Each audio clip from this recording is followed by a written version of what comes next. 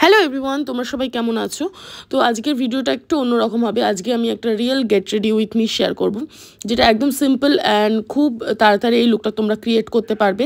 আমিও ইনফ্যাক্ট যখন কোথাও যাই এই লুকটাই করি। তো আজকে আমি একটু বেরোচ্ছিলাম, ভাবলাম তোমাদের সাথে এই লুকটা শেয়ার করি।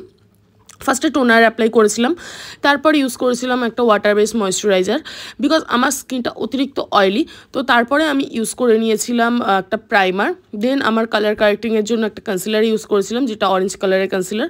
দেন আমি ইউজ করেছিলাম মেবলিনের ফিট মি ফাউন্ডেশন, যেটা শেড নাম্বার 137।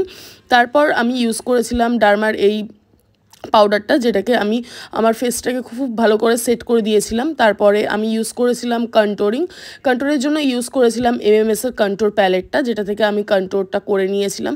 দেখতে পাচ্ছ আমার ফেসটা অতিরিক্ত ওভাল, তো যার জন্য আমার শেপের জন্য কিন্তু আমাকে কন্ট্রোরটা করা মাস্ট। এরপরে আমি নোজটাকেও কন্ট্রোল করে নিয়েছিলাম। তারপর আমি ইউজ করেছিলাম ব্লাশারের জন্য সেম আমি এমএমএসের দুটো শেডকে মিক্স করে কিন্তু ব্লাশারটা অ্যাপ্লাই করে নিয়েছিলাম। আর তোমরা কারা আমার মতো এরকম কাশ্মীরি ব্লাশার ইউজ করো অবশ্যই কিন্তু কমেন্ট করে জানিও। এরপর আমি আইব্রাও পোমেড দিয়ে কিন্তু আমার আইব্রাওটা করে নিয়েছিলাম।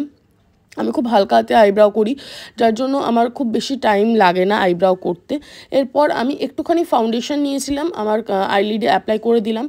দেন আমি একটা হালকা ব্রাউন শেড নিয়েছি, যেটা আমি কন্ট্রোর জন্য নিয়েছিলাম, যেই প্যালেটটা সেটা দিয়েই করেছি। তো সেমভাবে আমি ওয়াটার লাইনেও অ্যাপ্লাই করে দিয়েছিলাম আইশ্যাডোটাকে।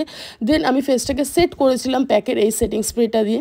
দেন আমার ফেভারিট পার্ট হাইলাইটার, যেটা না হলে আমার মেকআপটা ইনকমপ্লিট থাকবে, হাইলাইটার দিয়ে এলাম। দেন আমি একটুখানি লিপস্টিক অ্যাপ্লাই করেছিলাম, একটা পিঙ্ক শেডের লিপস্টিক। এই হলো আজকের লুক। কেমন লাগলো অবশ্যই কমেন্ট করে জানিও, ভালো লাগলে অবশ্যই লাইক শেয়ার সাবস্ক্রাইব করে দিও। দেখা হবে নেক্সট ভিডিওতে, ততক্ষণের জন্য টেক কেয়ার অ্যান্ড টাটা।